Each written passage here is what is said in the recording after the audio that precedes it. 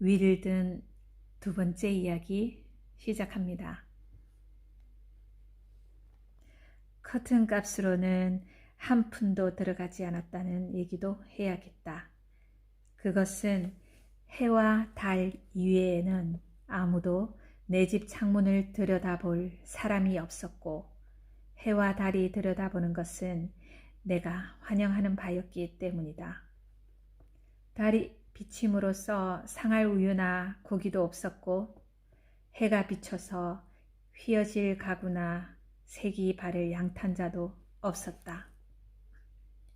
태양이 때로는 너무 뜨겁게 내리쬐을 때는 가계부의 지출 항목을 하나 누리느니 보다 자연이 제공하는 커튼인 나무 그늘로 자리를 옮기는 것이 경제적으로도 더 나은 것이다. 어느 부인이 내게 신발 닦기 깔개를 주겠다고 했으나 집 안에 그것을 둘 자리도 없고 집 밖이나 안에서 그것을 털 시간도 없어 사양하고 받지 않았다. 차라리 문 밖의 잔디에 구두를 문지르는 편이 훨씬 나은 것이다. 화근이 될 만한 것은 처음부터 피하는 것이 좋다. 얼마 전에 어느 교회 집사의 가재를 경매하는 곳에 간 적이 있다. 그는 생전에 살림 꽤나 장만한 사람이었다. 인간이 저지르는 죄악은 사후에도 남으니 흔히 그렇듯이 그의 가게도 대부분 그의 아버지 때부터 쌓이기 시작한 잡동산이었다. 그 중에는 말라붙은 촌충 한 마리도 끼어 있었다. 이 물건들은 그의 다락과 다른 먼지 구덕에서 반세기 동안이나 되는 세월을 보낸 지금에 와서도 불태워지질 않고 있었다. 한 군데 모아놓고 불질러 버림으로써 정화시키는 의미와 파괴를 당하는 대신 오히려 경매에 붙여짐으로써 가격 상승이 획책되고 있었다. 동네 사람들이 몰려들어 구경을 했는데 가구는 결국 하나도 남기지 않고 다 팔려버렸다. 이 가구들은 각자의 집의 다락과 다른 먼지구 등으로 조심스럽게 옮겨져서 그곳에 있다가 그들이 죽으면 유품으로 처분되는 식의 과정이 또 한 번 반복되리라. 사람이 죽으면 그는 먼지를 거듭 차는 것이다. 어떤 미개인들의 습관 중에는 우리가 본받아 이익이 될 만한 것이 있는데 그 한 가지가 매년 허물을 벗는 의식을 치르는 습관이다. 그들은 실제야 어떻든 간에 그 취지만은 제대로 이해하고 있는 것이다. 식물학자 바트렘은 머클래시족 인디언들의 그런 습관을 자신의 저서에서 묘사하고 있다. 버스크 또는 첫 곡식의 잔치라고 부르는 이런 행사를 우리도 치루어 보면 좋지 않겠는가? 바하트렘은 다음과 같이 기록하고 있다.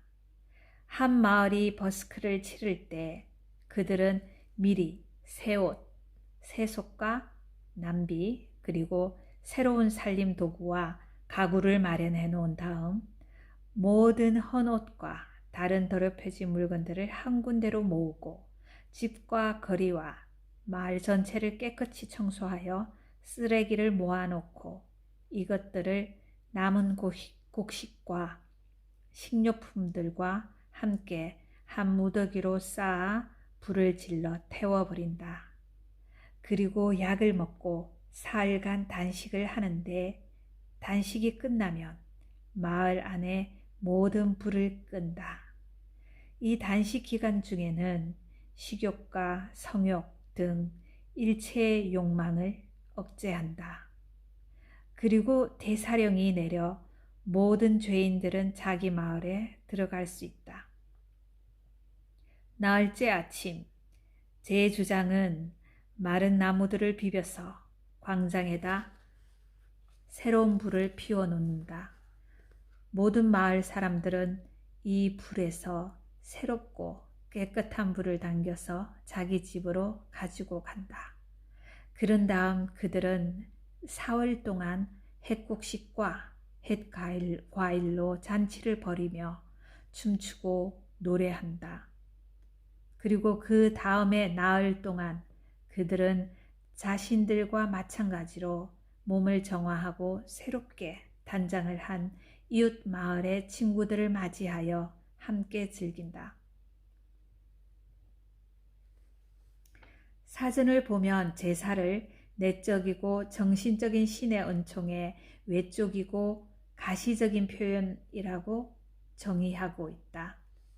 나는 인디언들이 지내는 버스크만큼 이 뜻에 더 합당한 제사를 들어본 적이 없다. 나는 그들이 이러한 제사를 지내도록 애초에 하느님으로부터 직접 영감을 받았다는 것을 믿어 의심치 않는다. 비록 그러한 계시를 적은 성경 기록을 그들이 가지고 있지 않더라도 말이다. 예전에 내가 무슨 일을 해서 먹고 살 것인가 하는 문제를 이리저리 생각하고 있을 때 직업에 대한 친구들의 조언을 따르느라고 겪은 서글픈 체험들이 아직도 내 마음속에 생생하게 남아서 나의 창의력을 괴롭히고 있던 때였는데 나는 야생 딸기의 일종인 허클베리를 따서 파는 일을 여러모로 진지하게 생각해 보았다. 이 일이라면 나도 자신 있어. 이익이 작긴 하지만 나한테는 충분한 것이야. 왜냐하면 나의 가장 뛰어난 재주는 욕심을 부리지 않는 것이니까. 자본도 별로 들지 않고 나의 평소 생활 방식에서 크게 벗어나지도 않아. 어리숙한 나는 이런 식으로 생각을 이어가곤 했다. 나의 친구들이 서슴지 않고 사업이나 기타 여러 가지 직업에 뛰어들 때 나는 이 일이 가장 그들의 직업과 흡사하다고 생각했다. 여름 내내 산과 들을 쏘다니며 눈에 띄는 야생 딸기를 따 모아서는 수고비만 조금 붙여서 팔아 넘기는 일인데 말하자면 옛 그리스 신화에 아폴로 신이 속죄하기 위하여 아드메투스 왕의 양떼를 돌보던 일과 비슷한 일이었다.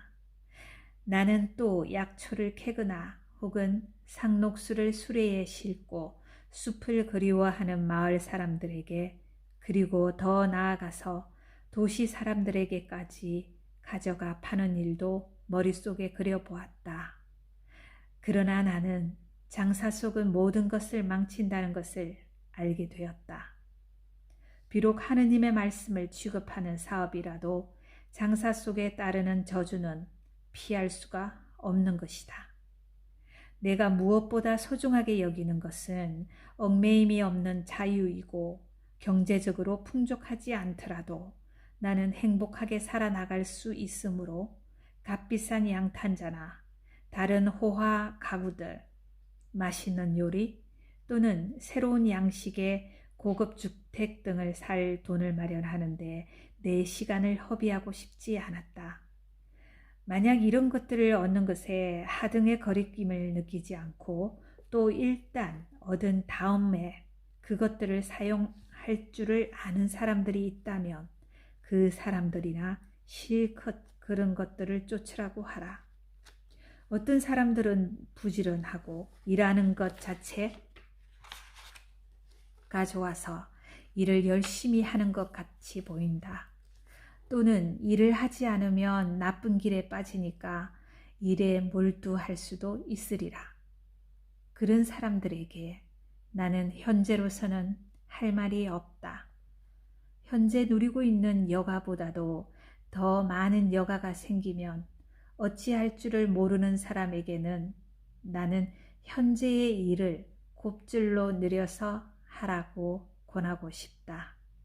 그래서 빚을 다 갚고 자유의 증서를 얻을 수 있도록 말이다. 나 개인적으로는 날품팔이가 가장 자유스러운 직업이라는 생각을 한다. 이 직업은 한 사람 먹고 사는데 1년에 30일 내지 40일만 일하면 된다. 게다가 그의 일과는 해가 지는 시점에 끝나며 그 후의 시간에는 자기 노동과 관계없이 하고 싶은 일을 마음대로 할 수 있다. 그러나 항상 이국리 저국리를 해야 하는 그의 고용주는 1년 내내 숨 돌릴 틈이 없는 것이다. 요컨대 나는 신념과 경험에 의하여 다음과 같은 것을 확신하고 있다. 즉, 우리가 소박하고 현명하게 생활한다면 이 세상에서 생계를 유지하는 것은 힘든 일이 아니라 오히려 즐거운 일이라는 것을, 단순한 민족이 생계상 늘 하는 일을 인위적인 민족은 이제 오락으로밖에 할 수 없게 된 것과 같다고나 하겠다. 땀을 쉽게 흘리는 사람이 아니라면 구태여 이마에 땀을 흘려가며 밥벌이를 할 필요는 없는 것이다. 내가 아는 한 청년은 몇 에이크의 땅을 유산으로 물려받았는데 그는 여력만 있다면 나처럼 살고 싶다고 내게 말했다. 그러나 나는 결코 남이 내 생활 양식을 그대로 따르길 바라지는 않는다.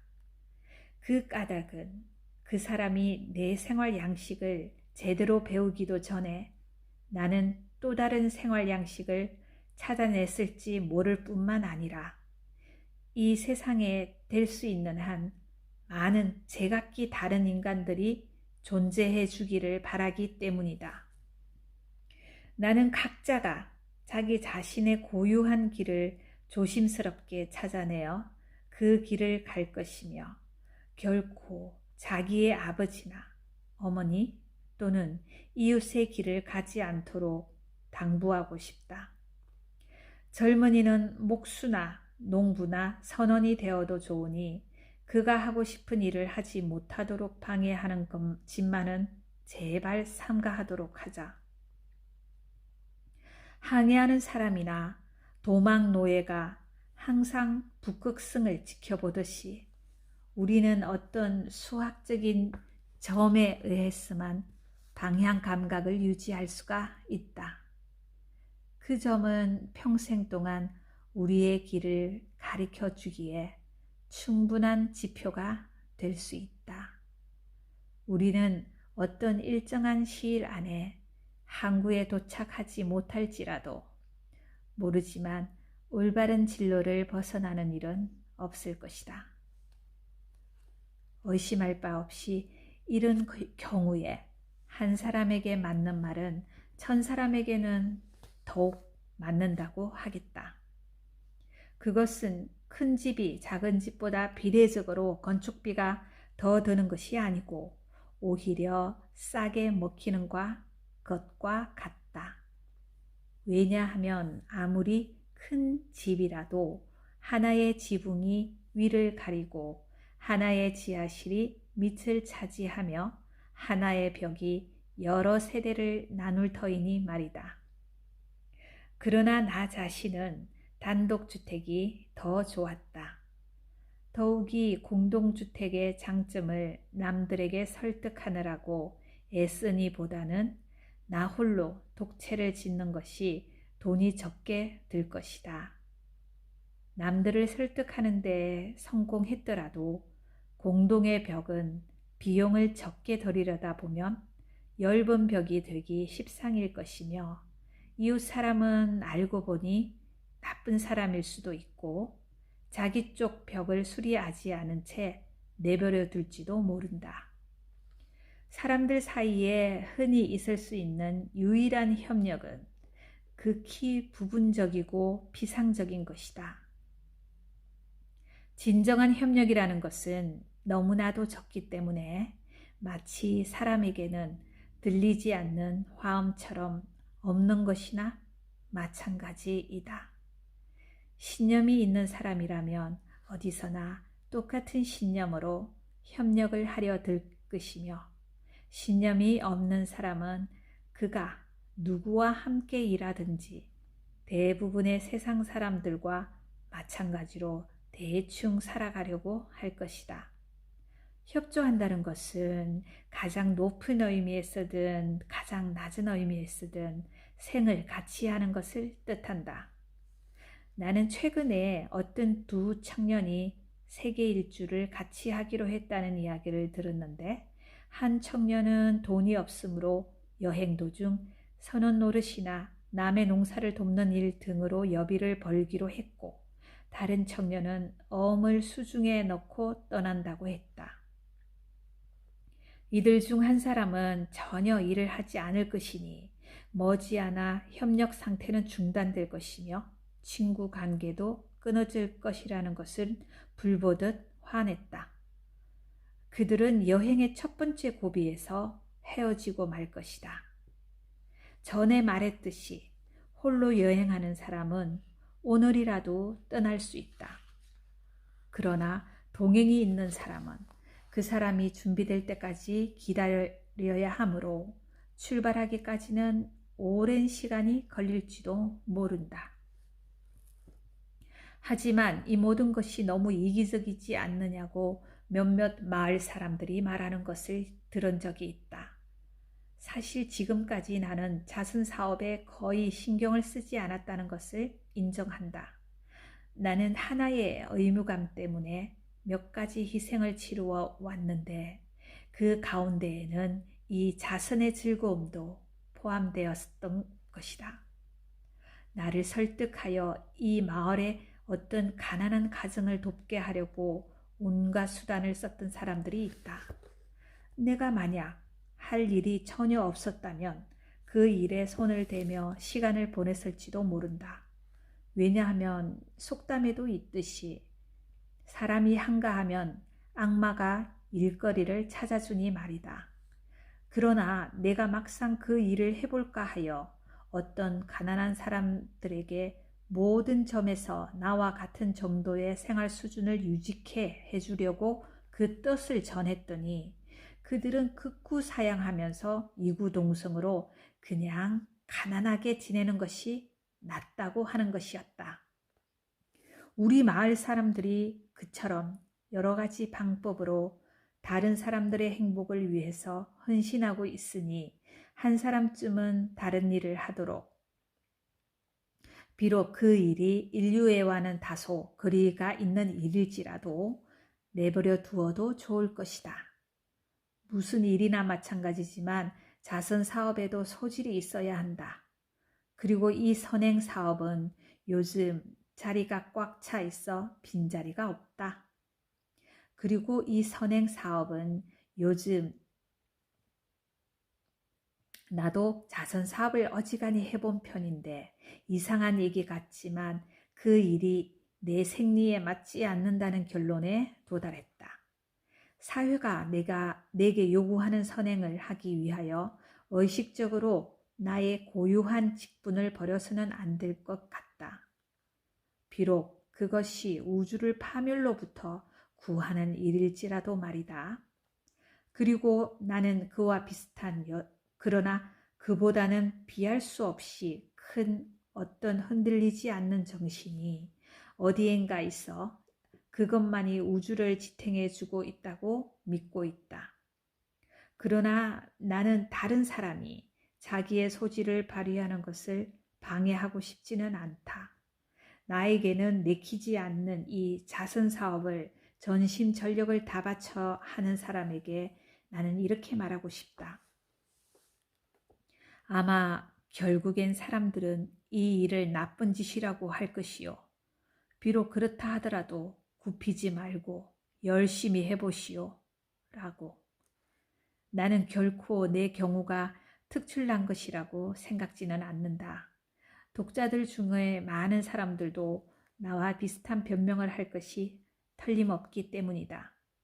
어떤 일을 할 때 나는 내 이웃들이 그 일을 좋은 일이라고 부르지 않아도 상관치 않는데 나는 스승치 않고 내가 그 일을 맡아서 하기에 매우 적합한 사람이라고 말한다. 그 일거리가 무엇인지는 나를 고용하는 사람이 알아서 결정할 일이다. 흔히 말하는 의미에서의 좋은 또는 착한 일은 나의 주요한 관심사가 아니며 내가 착한 일을 했다면 그것은 고의적인 것은 아니다. 사람들은 사실상 이런 말을 한다. 좀 더 가치 있는 인간이 되려 하지 말고 지금 있는 그 자리에서 그대로 시작하시오. 미리 생각했던 친절한 마음으로 착한 일을 하시오. 그러나 내가 설교할 입장에 있다면 나는 이렇게 말하겠다. 먼저 착한 인간부터 되시오. 라고. 사람들은 마치 태양이 저녁이 되면 자기의 불을 달이나 육등승의 휘강에 옮겨주고 자신은 장난꾸러기 요정 로빈 굿펠로우처럼 돌아다니며 모든 오두막의 창문을 들여다보고 미추강이들의 흥을 북돋아주고 고기 맛을 변하게 하며 겨우 어둠이나 가시게 하는 정도의 빛을 가진 존재로 생각하는 것 같다.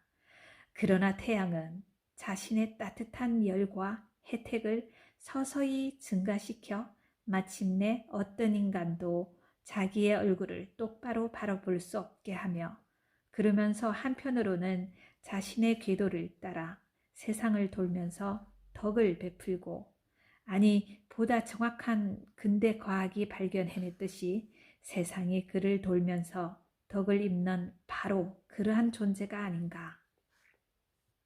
선행을 베품으로써 자기가 신의 아들임을 입증하려고 했던 태양신의 아들 파이토는 하루 동안 태양의 전차를 빌려 탔으나 궤도를 벗어나는 바람에 하늘나라의 아래쪽 거리에 있던 동네 여러 개를 불사르고 지구의 표면을 그을렸으며 모든 샘물을 마르게 하고 거대한 사하라 사막을 생기게 했다. 마침내 제우스 신이 번개로 내리쳐서 그를 지구로 추락하게 했고 태양은 그의 죽음을 슬퍼한 나머지 1년 동안이나 빛을 발하지 않았던 것이다. 변질된 선행에서 풍기는 악취처럼 고약한 냄새는 없다. 그것은 인간의 썩은 고기요 신의 썩은 고기이다. 만약 어떤 사람이 나에게 착한 일을 베풀겠다는 의식적인 목적을 가지고 내 집으로 오고 있다는 것을 내가 확실히 안다면 나는 모든 힘을 다하여 도망칠 것이다. 마치 질식할 정도로 입과 코와 귀를 먼지로 채우는 저 아라비아 사막의 열풍에 메마르고 뜨거운 바람을 피하듯이 말이다. 그가 베푸는 선행을 입었다가는 그 선행의 해독이 내 피에 섞이게 될까 나는 두려운 것이다. 차라리 나는 자연스럽게 악행의 피해를 받아들이는 것을 택하겠다. 내가 굶주리고 있을 때 내게 먹을 것을 주고 추위에 떨고 있을 때 옷을 주고 수렁에 빠졌을 때 나를 건져준다고 해서 그 사람이 내게 좋은 사람은 아니다. 뉴펀들랜드의 개도 그런 일쯤은 할 수 있다. 자선은 가장 넓은 의미에서의 인류애는 아니다. 하워드 씨는 그 나름대로 지극히 친절하고 훌륭한 사람이었음이 틀림없고 또 자기 행동에 대한 보답도 받았다. 그러나 비교적으로 말해서 우리가 가장 좋은 형편에 있을 때가 실은 우리가 가장 도움받을 가치가 있는 때인데 그때 우리를 도와주지 않는다면 100명의 하워드 씨가 있다 한들 무슨 소용이 있겠는가. 나는 어떤 자선 모임에서 나나 혹은 나와 같은 사람들에게 도움을 주자는 얘기가 진지하게 거론된 일이 있다는 것을 들은 바가 있다. 제수이트파 선교사들이 인디언들을 화형시킬 때 이들 인디언들은 자신들의 박해자들에게 새로운 고문 방법을 제시하여 선교사들을 기절초풍케 했다는 이야기가 있다. 이 인디언들은 육체적 고통을 초월하고 있었으므로 선교사들이 제공하는 어떤 정신적인 위안도 초월할 수 있었다. 그리고 자기가 원하는 바와 같이 남에게 해주라는 성경 말씀은 이들 인디언의 귀에는 그다지 설득력이 없었으니 이들은 남이 자기에게 어떻게 하든 상관치 않았기 때문이다. 그들은 이를테면 새로운 방법으로 원수를 사랑하고 원수의 행위를 너그럽게 용서하기까지 했던 것이다. 가난한 사람들을 도와줄 때 그들이 절실히 원하는 바를 도와주라. 비록 그것이 당신이 보여주는 모범이며 그 모범이 그 사람들이 따르기 힘든 것일지라도 말이다. 만일 돈을 주려거든 그 돈으로 무엇을 해줄 것이며 돈을 내던지듯이 주지는 말라. 우리는 엉뚱한 실수를 저지르는 경우가 가끔 있다. 가난한 사람은 흔히 누더기 옷에 지저분하고 괴상망측한 꼴을 하고 있을지 모르나 그렇다고 꼭 춥거나 배고픈 것은 아닐 경우가 많다. 그렇게 하고 다니는 것이 어느 정도는 그의 취향 때문이지 꼭 불운에 빠져서 그런 것만은 아닌 것이다. 만일 당신이 가난한 사람에게 돈을 준다면 그는 그 돈으로 누더기 옷을 더 장만할 가능성이 크다. 나는 투박한 아일랜드 출신 노동자들이 더러운 누더기 옷을 입고 호수에서 얼음 잘라내는 일을 하는 것을 보고 안쓰러워한 적이 여러 번 있었다. 나 자신은 비교적 단정하고 보기 좋은 옷을 입고 떨면서 말이다. 그런데 어느 몹시 추운 날 노동자 한 사람이 물에 빠져 몸을 말리려고 내 집에 왔는데 그는 바지 3벌과 긴 양말 2켤레를 벗고서야 겨우 알몸이 드러났다. 더러운 누더기나 다름없기는 했지만 그는 내가 주는 외의를 거절할 만큼 많은 내의를 입고 있었다. 물에 빠지는 일이야말로 그에게는 필요한 사건이었던 것이다.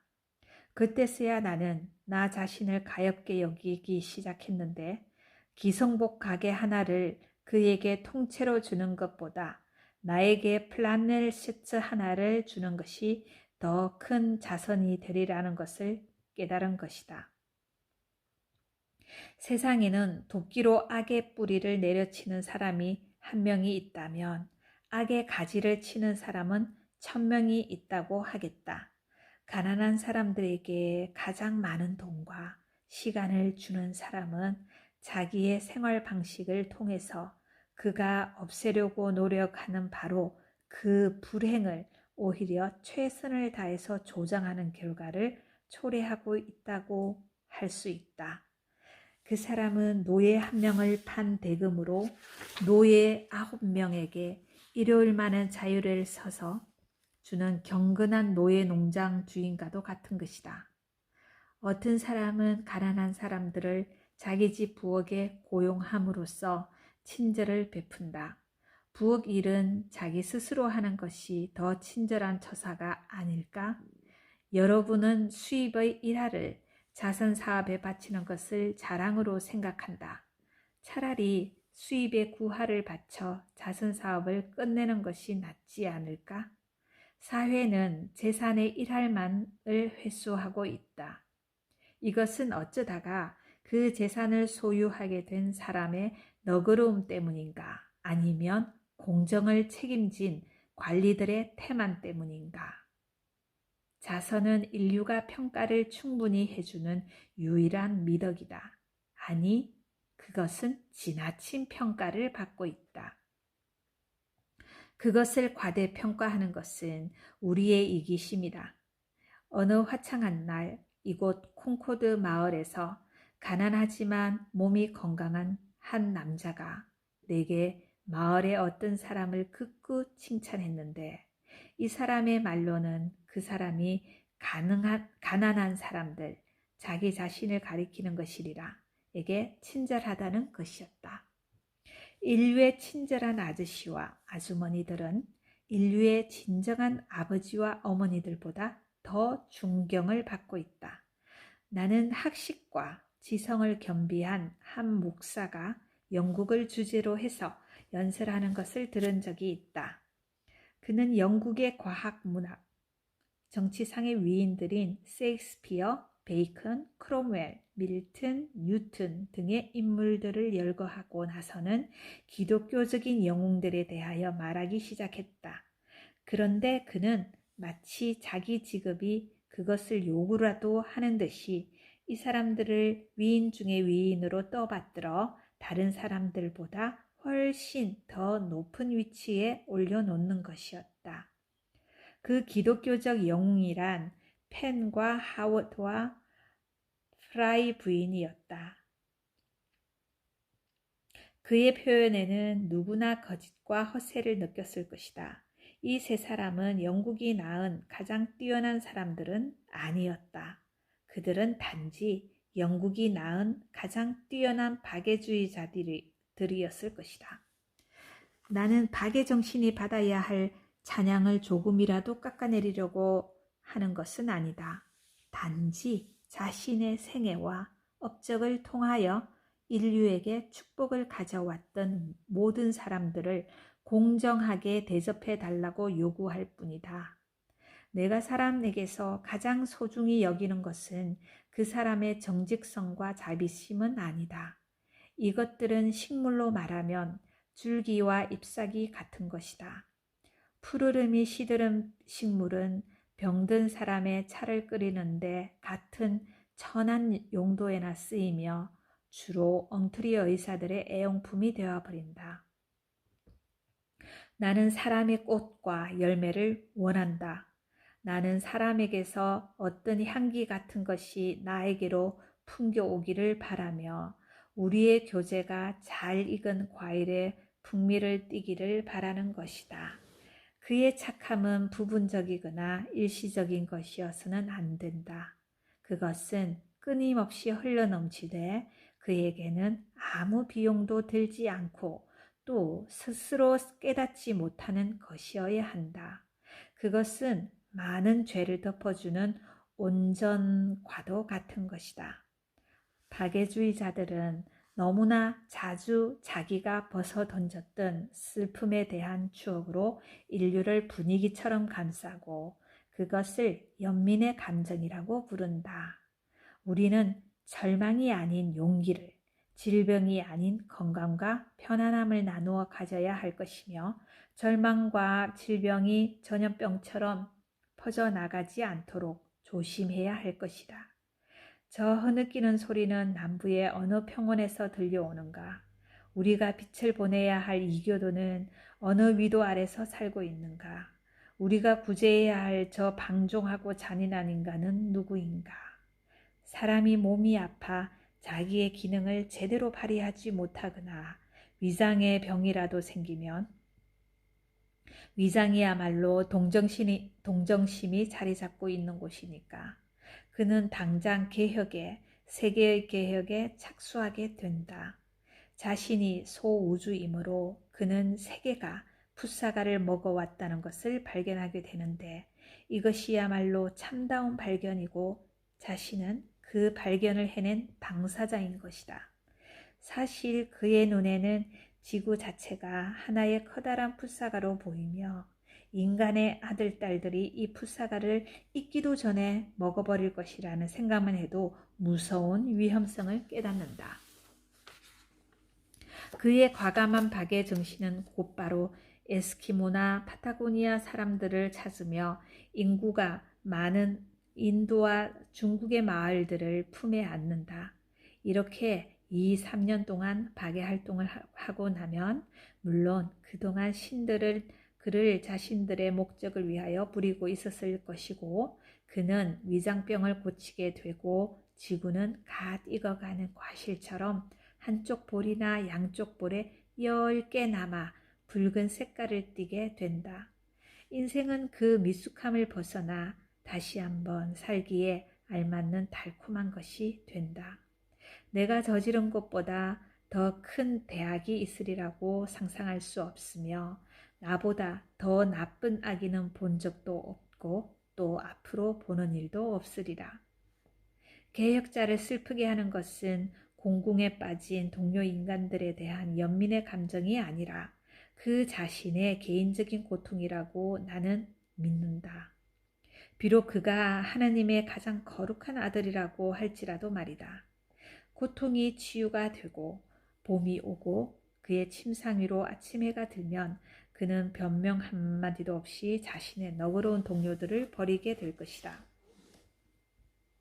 내가 담배 해독에 대해 설교를 하지 않는 데에 대한 나대로의 이유는 나 자신 한 번도 담배를 피워본 일이 없다는 것이다. 그 일은 담배를 피우다 끄는 사람들이 자신의 과오에 대한 불로서 해야 할 일이다. 담배 말고 내가 맛을 본 경험이 있는 것들 중에는 그 해독에 대해서 설교를 할 만한 것들이 꽤 많이 있긴 하다.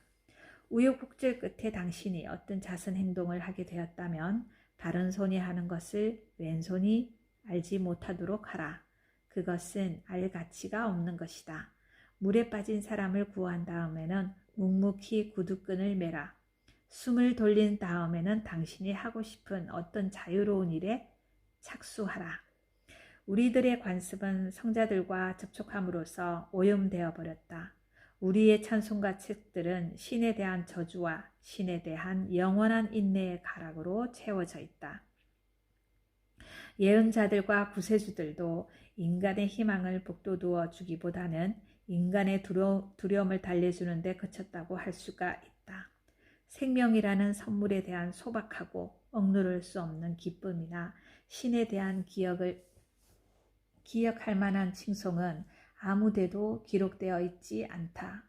건강과 성공은 아무리 멀리 떨어져 있고 고립되어 있더라도 나에게 유익함을 가져다 준다. 질병과 실패는 그것이 나에게 아무리 많은 동정을 베풀고 또 내가 그것에게 아무리 많은 동정을 베풀더라도 나를 슬프게 만들고 나에게 해로움을 가져온다. 우리가 진실로 인디언적인, 식물적인, 자석적인 또는 자연적인 수단으로 인류를 구제하려고 한다면 먼저 자연 자신처럼 소박하고 건강하고 우리의 숨구멍에 다소나마 생명을 받아 넣어보자. 가난한 사람들의 감독관이 되기를 기다리지 말고 세상에 가치 있는 한 사람이 되도록 노력하자. 나는 페르시아의 시인 사디가 쓴 굴리스탄, 즉 화원이라는 책에서 다음과 같은 대목을 읽었다.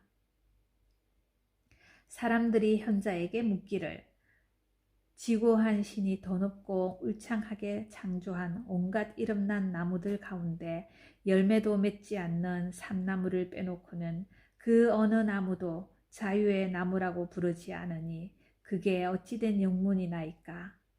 현자가 대답하기를 나무란 저 나름의 과일과 저마다의 철을 가지고 있어 제철에는 싱싱하고 꽃을 피우나 철이 지나면 마르고 시드는 도다.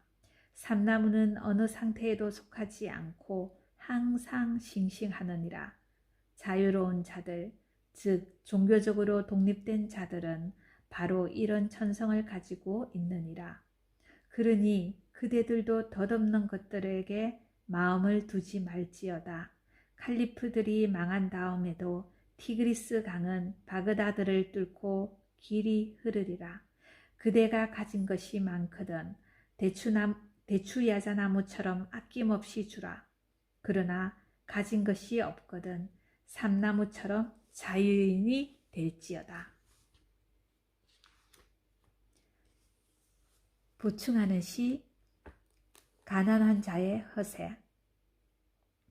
불쌍한 가난뱅이여 주제넘은 생각을 하다니 그대의 초라한 오두막이 한지 같은 집이 값싼 햇볕 속에서 또는 그늘진 샘터에서 풀뿌리와 채소로 게으르고 현학적인 덕을 기른다 하여 천상의 한 자리를 요구하다니 거기서 그대의 바른 손은 아름다운 덕들이 꽃피어 오를 인간의 정열을 마음에서 잡아뜯어 본성을 타락시키고 감각을 마비시켜 고르곤이 그랬듯이 뛰는 인간을 돌로 병케한다.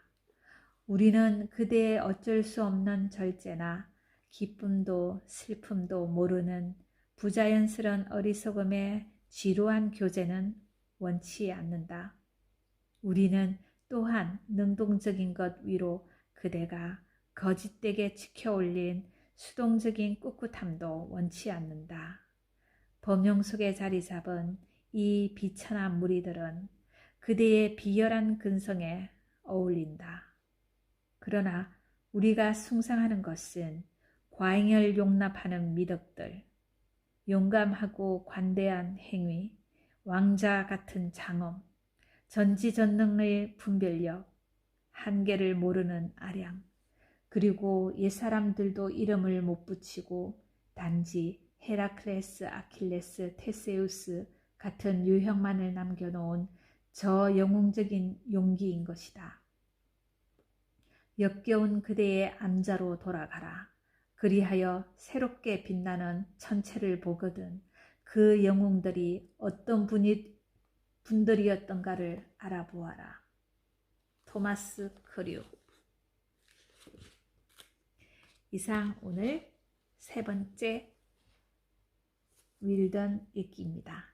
다음 시간에 이어서 읽도록 하겠습니다. 좋은 날 되세요. 안녕히 계세요.